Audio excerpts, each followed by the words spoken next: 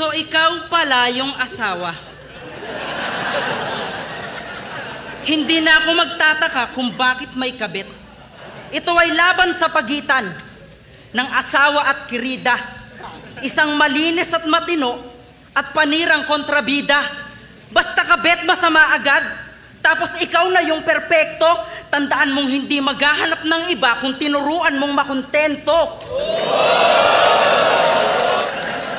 Huwag mo sa akin isisi kung bakit ka niloloko.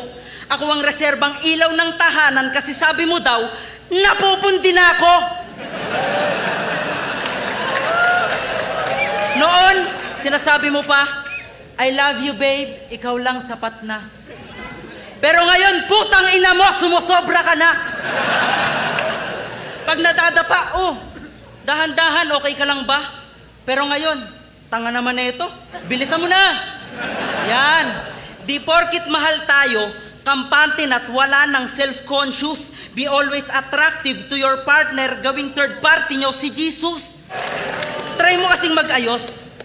Ba't di ka mag-makeup, blush on, lipstick, eyeliner? Hindi sa lahat ng pagkakataon, kabet ang magpaparaya. Kayo tong masukistang nagtitiis at di marunong magpalaya. Oo, mali. Pero sa kabilang banda, di mo ba nakukuha ang punto?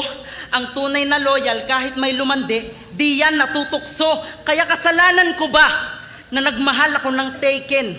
Kung wala nang ti sa'yo, kaya nasabi ko ng akin. Ang kasal ay di dahilan para sabihing habang buhay sa'yo yung tao. Ito'y papel na nagbibigay karapatan para sabihing taong nagmamahalan ng todo. Pero kadalasan sa una lang, pero katagalan hiwalay na. Walang nagagawa ang batas kung nakatadhana siya sa iba. Di ko intention ang manira. To be honest, I'm serious. Ang sabi niya lang sa akin, kukunin kitang chorus.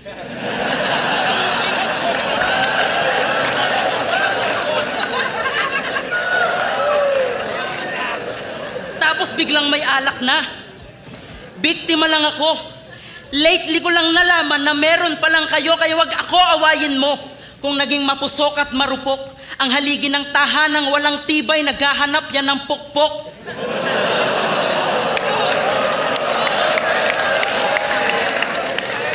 Kaya sa bahay, bata hinanda, may pasok daw sa iyong pag-asa. Iba na pala nilalaman ng iyong asawang nagnanasa. Nalalamig na ba sa'yo? Kaya sa akin, special treatment. Pinapahid sa akin lotion, pinapahid sa'yo ointment. Nandun na tayo. Ipaglalaban mo, pamilya mo, at kitang-kitang ina ka.